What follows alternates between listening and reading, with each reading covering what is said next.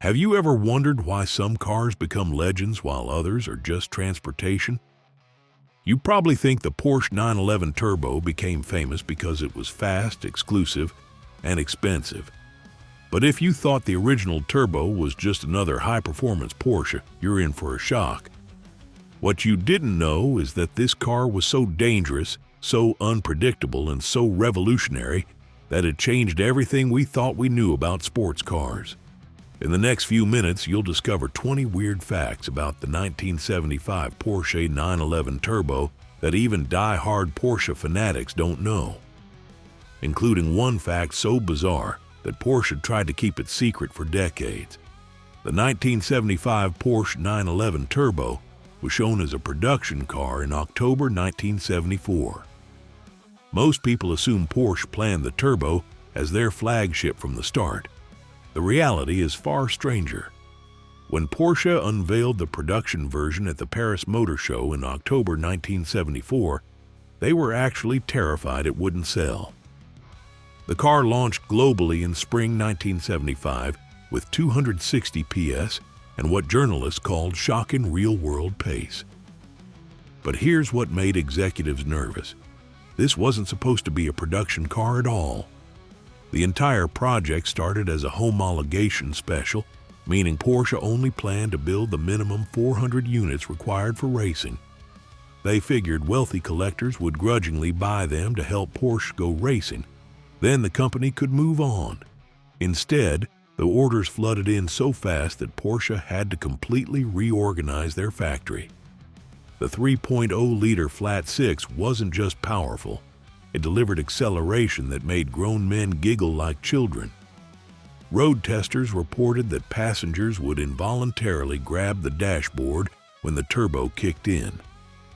One German magazine famously wrote that the turbo could make atheists believe in God, because only divine intervention could explain surviving the acceleration. The launch was so successful that Porsche immediately knew they had created something special, something that would define their brand for generations.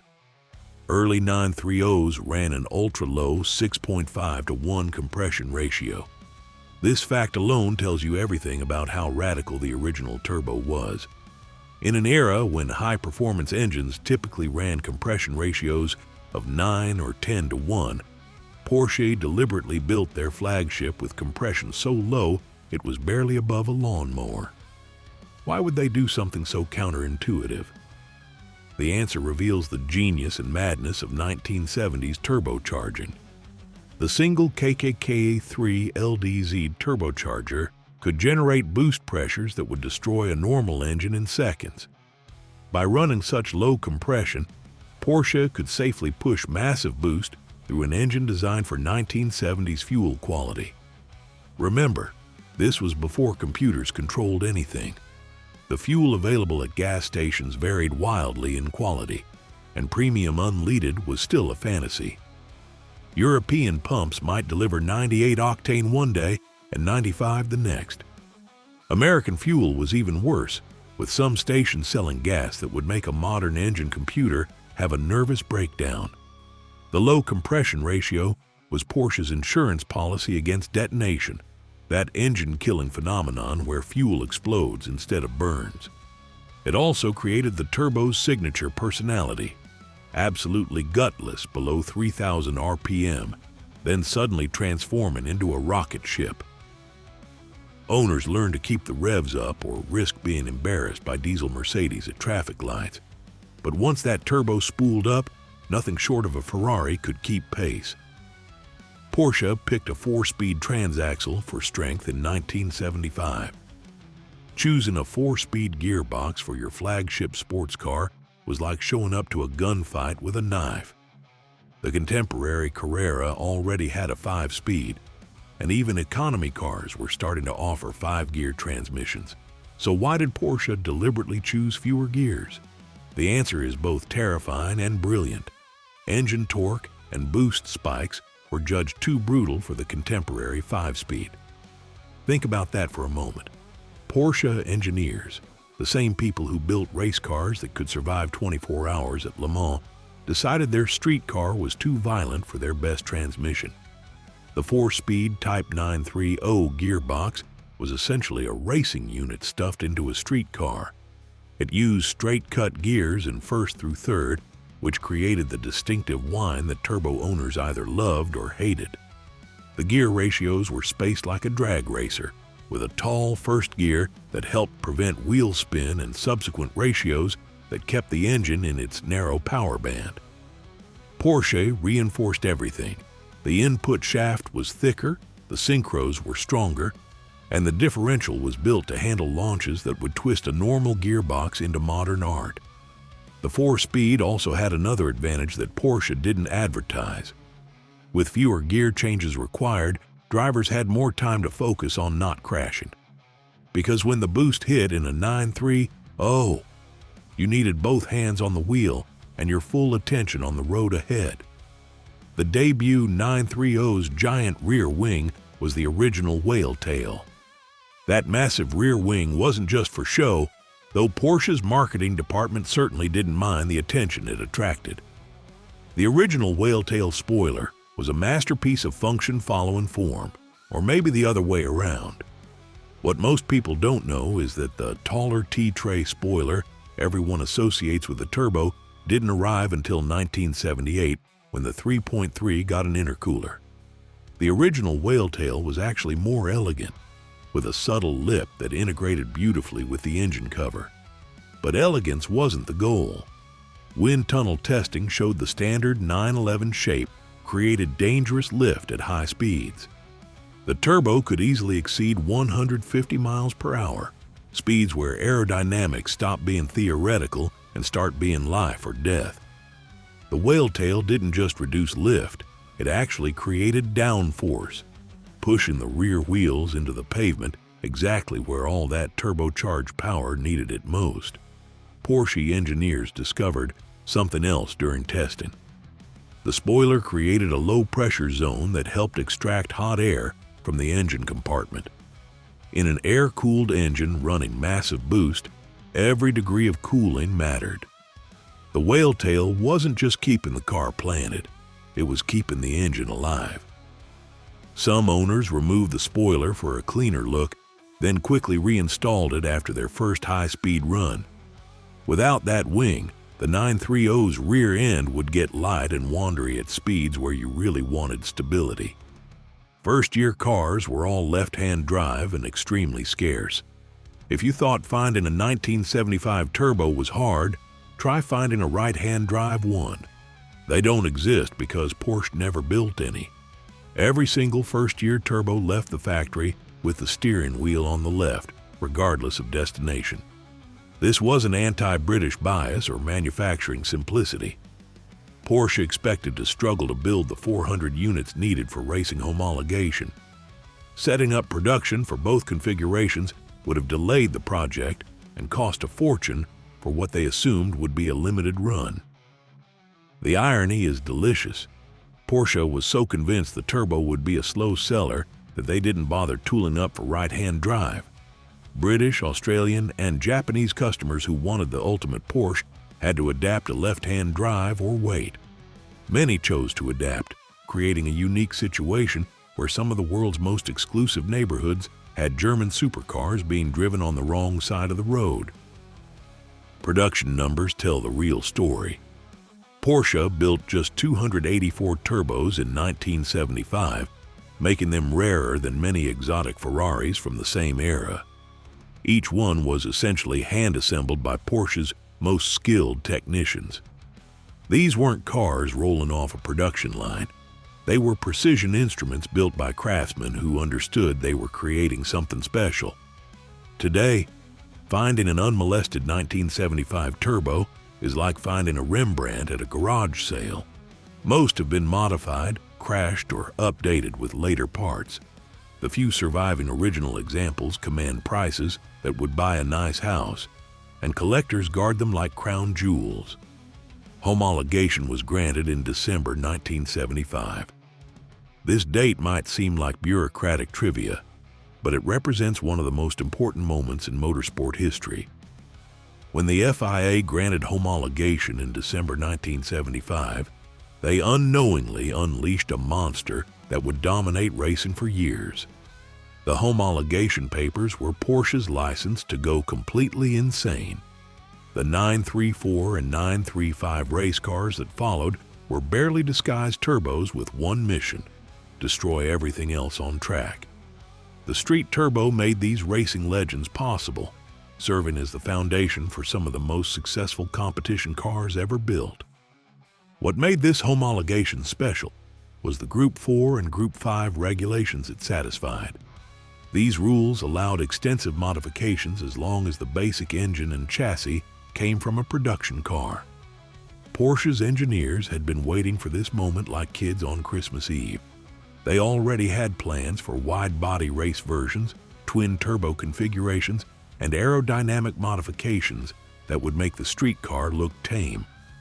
The 935 that emerged from this homologation would become known as Moby Dick, a 2,000-pound monster producing over 700 horsepower.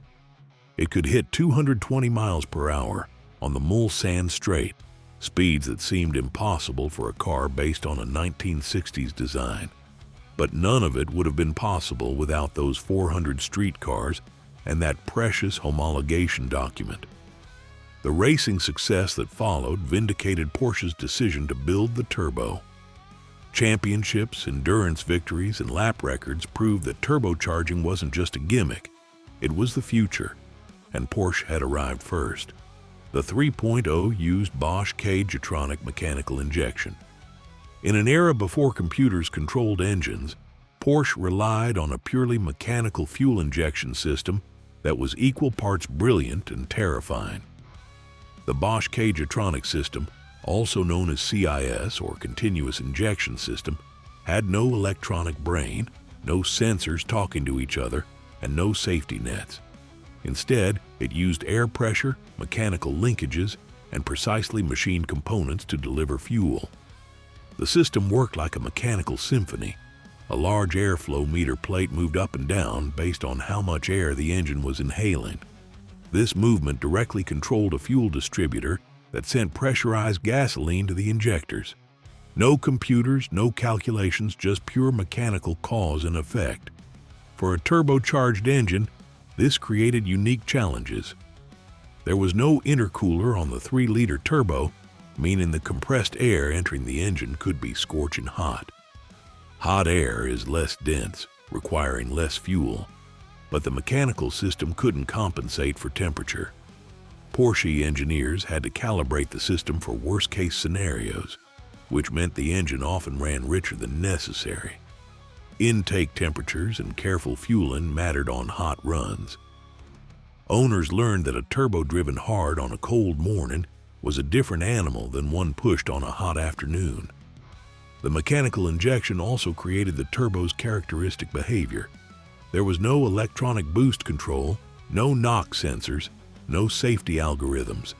When you pressed the accelerator, you were directly controlling a mechanical pump that would happily deliver enough fuel to melt pistons if you weren't careful.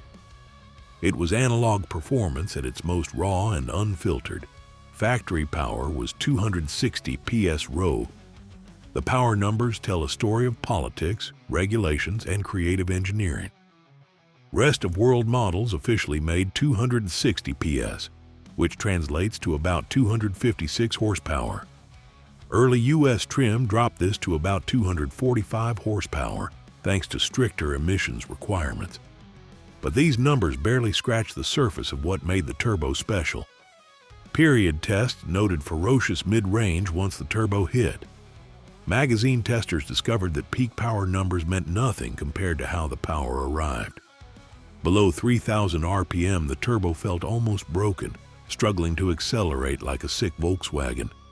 But keep your foot down. Wait for the tachometer to sweep past 3,500 RPM and physics seemed to break. The acceleration wasn't linear like a normally aspirated engine. It was exponential, building on itself like compound interest. The turbocharger would suddenly wake up, cramming air into the engine faster than the mechanical injection could keep up. The result was a surge of power that felt like being rear-ended by a freight train. Contemporary road tests struggled to capture the experience in numbers. 0 to 60 times varied wildly depending on temperature, altitude, and driver skill. Some magazines recorded 5.5 seconds, others claimed 4.9. The difference usually came down to whether the driver could handle the boost without lifting. What everyone agreed on was the 30 to 70 miles per hour acceleration, where the turbo lived in its sweet spot. In fourth gear, matting the accelerator at 30 miles per hour would trigger an explosion of speed that embarrassed contemporary supercars. This wasn't just acceleration, it was teleportation with a soundtrack. Turbo lag defined the personality. Modern turbocharged engines deliver boost so smoothly you barely notice it's there. The 1975 Turbo was the complete opposite, wearing its turbo lag like a badge of honor. This wasn't a bug. It was a feature that created one of the most characterful engines ever built. Little happens below 3,500 to 4,000 RPM. Then the boost wallops and the rear squats hard. Porsche engineers could have reduced lag with a smaller turbocharger, but that would have limited top-end power. Instead, they chose a large KKK unit that took forever to spool, but delivered crushing performance once it woke up. Driving a 930 required commitment and planning. You couldn't just squeeze the throttle and expect immediate response. You had to predict where you'd need power, downshift accordingly, and keep the engine spinning in its happy zone. Miss your shift or let the revs drop, and you'd be punished with what felt like minutes of waiting for the turbo to catch up. The lag created a unique driving rhythm. Experienced 930 pilots would brake later and carry more speed through corners, knowing that getting back on boost took time. They'd short shift to keep the turbo spinning, trading optimal gear ratios for immediate response. It was like conducting an orchestra where the brass section had a 3-second delay. But when everything came together, when you nailed the perfect heel-toe downshift and caught the boost at just the right moment, the 930 delivered an experience no modern car can match. The sudden transition from nothing to everything, the way the rear suspension compressed under acceleration, the whistling soundtrack of the turbocharger, it all combined to create automotive theater. If you thought that was impressive, wait until you see what's coming up. A brake system borrowed from a Le Mans winner, fenders so wide they changed laws, and a birthday present that rewrote Porsche history. So let's continue. Brakes, hubs, and hardware were beefed up with knowledge from the 917 program. When Porsche decided to stuff a turbocharger into their 911, they knew they were creating a straight-line missile. But rockets need parachutes, and the turbo needed brakes that could repeatedly haul it down from speeds that would have been race car territory just years earlier. The connection to the 917 program wasn't marketing fluff. Porsche's legendary endurance racer had taught them valuable lessons about heat management, fade resistance, and component durability under extreme conditions. The 917 could hit 240 miles per hour on the Mulsanne straight, then brake hard for the tight Mulsanne corner, lap after lap, hour after hour. That knowledge transferred directly to the street turbo. The brake discs were internally ventilated and cross-drilled, featuring a design that looked like jewelry but served a serious purpose. The holes helped dissipate heat and gases that could cause brake fade, while the internal vanes pumped cooling air through the disc like a centrifugal fan. The 4-piston aluminum calipers grabbed these discs with authority that made contemporary sports cars feel under-braked. But Porsche didn't stop at the obvious components. The wheel hubs were strengthened to handle the increased forces. The brake lines were upgraded to reduce expansion under the higher pressures the system could generate. Even the brake fluid reservoir was enlarged because track day enthusiasts would boil through fluid at an alarming rate. The master cylinder came from Porsche's competition parts bin, delivering firm pedal feel and progressive modulation. This wasn't a brake system designed to meet minimum safety standards. It was engineered to let drivers explore the turbo's performance envelope without fear. The result was stopping power that matched the acceleration, giving the heavyweight turbo serious stopping power that could embarrass lighter, supposedly more agile sports cars. Rear fenders were flared 12 centimeters wider than a standard 911. The turbo's hips didn't lie. Those massively flared rear fenders were 12 centimeters wider than a standard 911, but the extra width was about more than just fitting wider tires. The flares represented a philosophy shift at Porsche, acknowledging that form could follow function and still look spectacular. The engineering reason for the width was straightforward.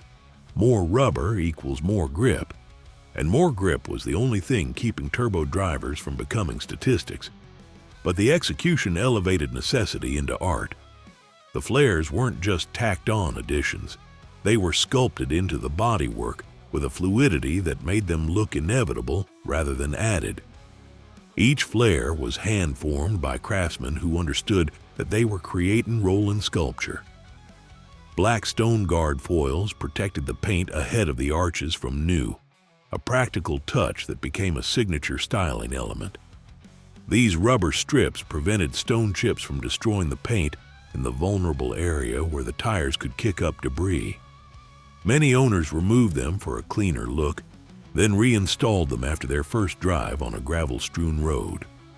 The wide fenders also changed the turbo's stance dramatically. Viewed from behind, a standard 911 looked almost dainty.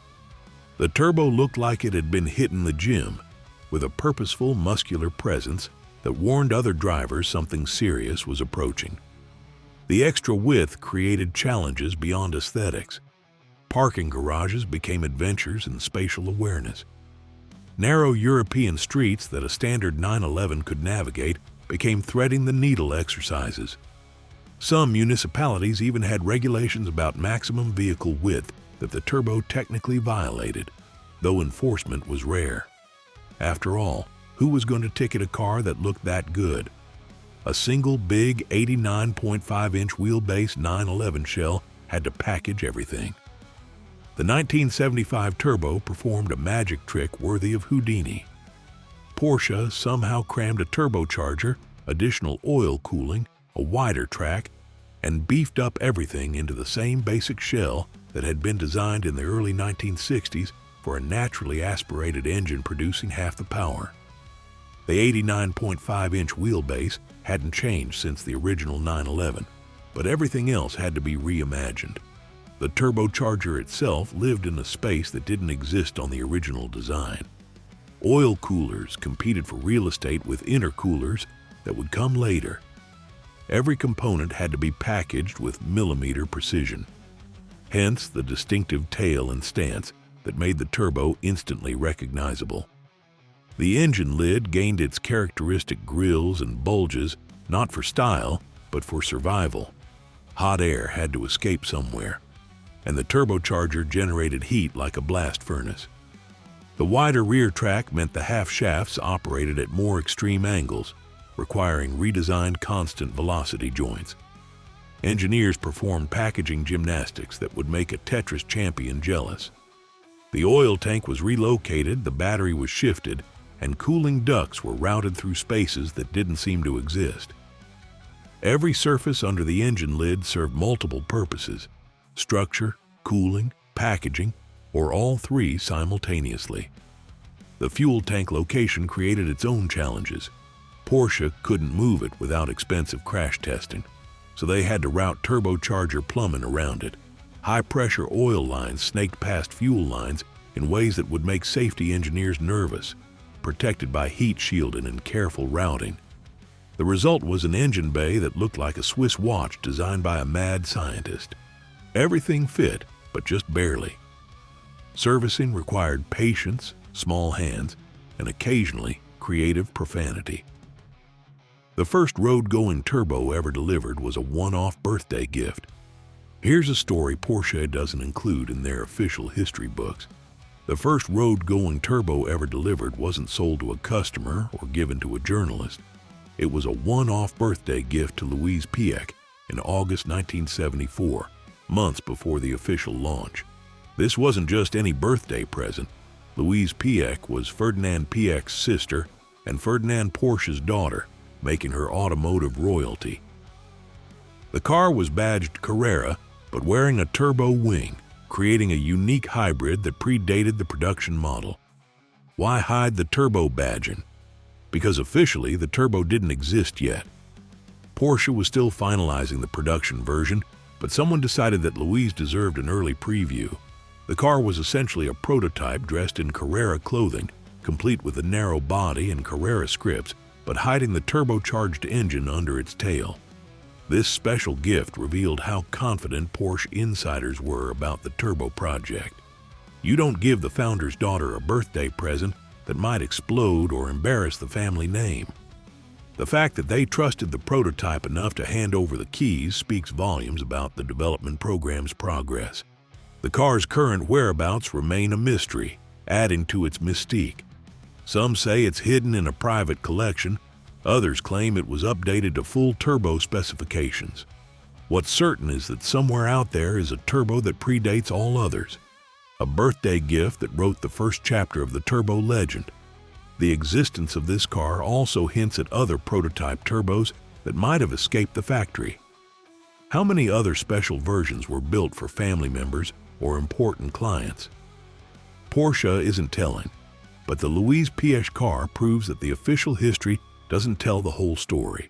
Can you guess what other secrets Porsche might be hiding? Let me know in the comments what you think about this exclusive birthday present and whether you'd choose the Stealth Carrera badges or go full turbo. Porsche's press car at launch sported tartan seat centers. The 1970s were a different time, and nothing proves it quite like Porsche's decision to outfit their press launch car with tartan seat centers. Not leather, not Alcantara, but full-on Scottish plaid fabric that looked like it was stolen from a golf club's smoking lounge.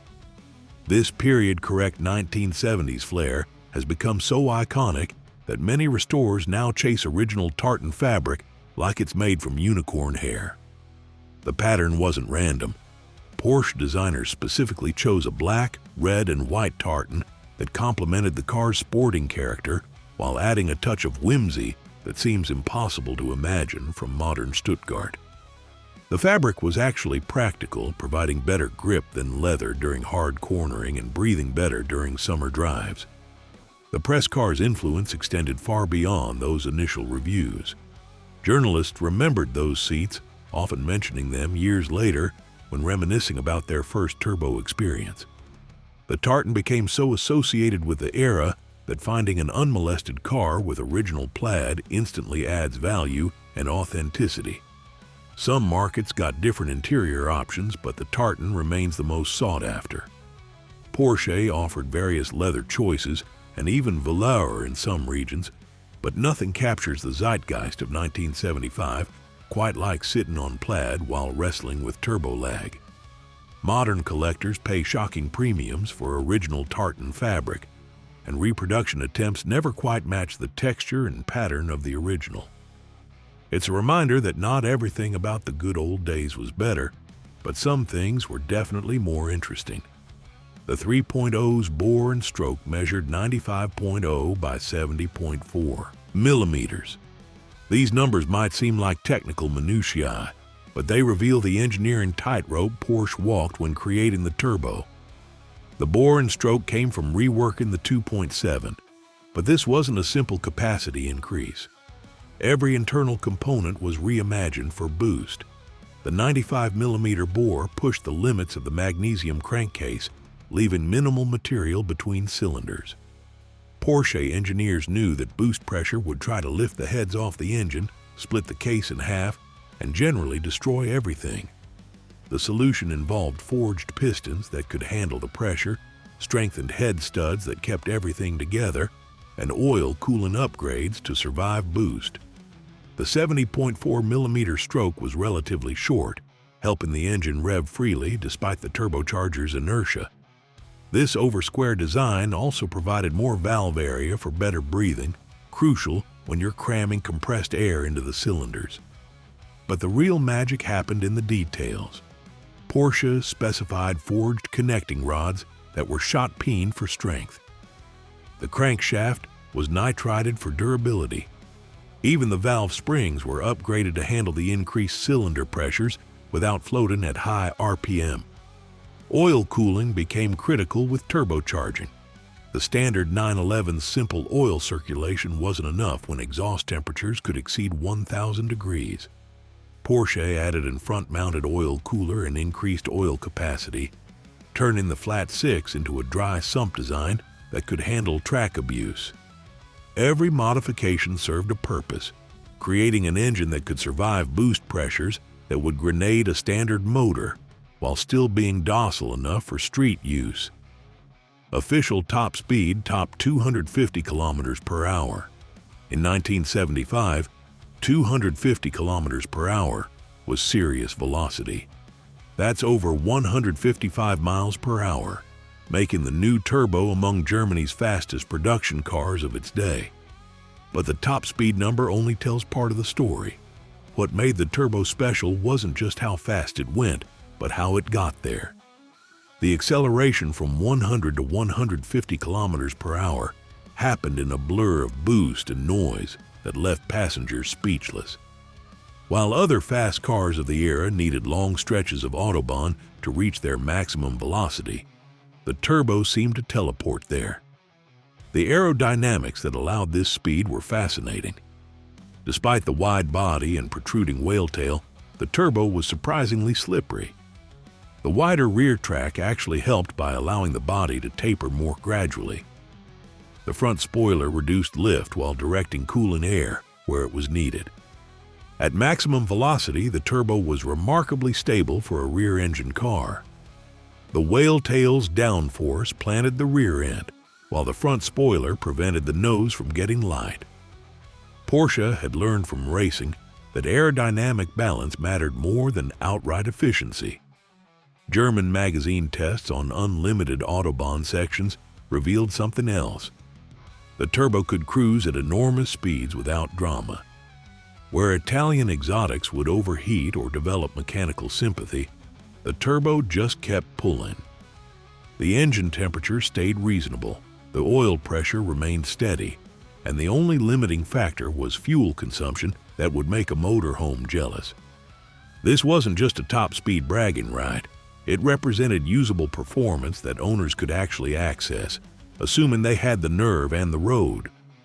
Early 930s used 15-inch Fuchs alloys with meaty rear rubber. The iconic Fuchs forged alloy wheels were more than just pretty faces.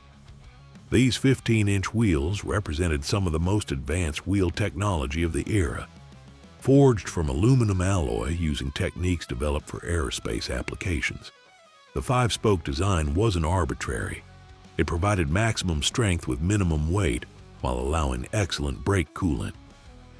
Porsche specified 7-inch wide wheels up front and 8-inch rears, dimensions that seem quaint by modern standards but were seriously wide for 1975.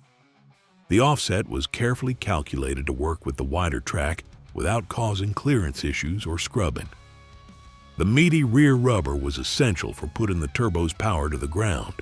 Porsche specified 225-section rear tires, which looked almost comically wide on a car this size. Remember, a contemporary Corvette made do with 225 all around, and here was Porsche fitting them just on the rear. But Porsche never fit the later 5-speed until the 1989 final year cars, creating an interesting footnote in turbo history. The 4-speed and 15-inch wheel combination became so iconic that many owners of later cars actually downgraded to recreate the original specification. The Fuchs wheels also had a party trick. Their forged construction made them incredibly strong for their weight, able to handle the side loads generated by the wide tires and stiff suspension. Porsche tested them to destruction, subjecting them to forces that would crack cast wheels. The tire technology of the era added its own character. 1970s rubber provided nowhere near the grip of modern tires, making the turbo even more of a handful. In the wet, those wide rears would break traction with hilarious ease, turning every highway on-ramp into an adventure in throttle modulation. U.S. market cars for 1976 and 77 wore Turbo Carrera badges, badge engineering might seem trivial. But the Turbo Carrera name tells a story of marketing, regulations, and corporate politics. While 1975 Euro cars simply said turbo in lowercase letters out back, American market cars got the full Turbo Carrera script for 1976 and 77. Why the difference? Porsche's U.S. importers worried that Americans wouldn't understand what turbo meant. Remember, turbocharging was still exotic technology in 1975. Most Americans associated turbos with diesel trucks or aircraft, not performance cars. Adding Carrera to the name provided context, linking the new model to Porsche's racing heritage. The badging also reflected emission struggles. U.S. specification turbos made less power than their European counterparts, thanks to thermal reactors and air pumps that strangled performance in the name of clean air. The Carrera badge was almost an apology, promising performance heritage even if the numbers didn't match. The lowercase turbo script on European cars had its own charm. It suggested confidence, as if Porsche was saying this car doesn't need to shout about what it is. The understated badging became a calling card for those in the know, a subtle signal that something special lurked under that whale tail. Modern collectors obsess over correct badging, paying hundreds of dollars for the right scripts. Some U.S. cars have been retrofitted with European turbo badges, while others proudly wear their Turbo Carrera scripts as a mark of authenticity. It's a reminder that even the smallest details matter when you're dealing with rolling history. First-year production was tiny and largely hand-finished. The numbers tell a story of exclusivity that modern Porsche buyers can only dream about. Total 1975 production reached just 284 units, making the first-year turbo rarer than most exotic cars of any era. But the low production wasn't just about exclusivity. It reflected the hand-built nature of these early cars. Each turbo spent weeks in production, with ongoing tweaks across the H-Series 1975 build run. This wasn't a traditional assembly line where robots and workers repeated the same tasks. Skilled technicians hand-fitted body panels, carefully adjusted turbocharger wastegates, and individually tested each engine. The build process resembled race car preparation more than mass production. Panel gaps were adjusted by eye and hand. Engines were run in on dynos, with technicians listening for the slightest irregularity. Even the paint process involved multiple stages of hand sanding and polishing that would be impossible on a modern production line. This attention to detail created interesting variations between cars. Early build cars might have slightly different hose routing than later ones. Wastegate settings could vary based on who adjusted them. Interior trim pieces might fit differently depending on which craftsman installed them. These inconsistencies drive restorers crazy, but add to each car's individual character. The hand finishing extended to problem solving. When issues arose during production, engineers would devise fixes on the spot. A clearance problem might be solved with a custom bracket. An oil line that rubbed might get a special guard. These running changes mean that no two 1975 turbos are exactly identical. Documentation from the period is scarce, adding mystery to the build process. Porsche wasn't thinking about future collectors wanting matching numbers documentation. They were focused on getting these complex machines out the door and into customers' hands. The 930 was conceived as a limited run to homologate racing. Here's the ultimate irony of the turbo story. Porsche never intended it to become their flagship road car. The entire project started as a means to an end. Build 400 street cars to satisfy homologation rules, then go racing. But demand was so strong it became Porsche's flagship road car for over a decade. The original business plan was simple. Build the minimum required cars, sell them to loyal customers who understood they were funding Porsche's racing program, then focus on what really mattered, winning races. The street cars were supposed to be barely civilized race cars, compromised just enough to be road legal. Instead, something unexpected happened. The automotive press went crazy for the turbo. Customers who had never considered a Porsche suddenly wanted one. The order bank filled so quickly that Porsche executives had to make a decision: stick to the plan or embrace the unexpected success. Choosing to continue production changed Porsche forever. The turbo became the halo car that elevated the entire brand. It proved that Porsche could build more than just sports cars.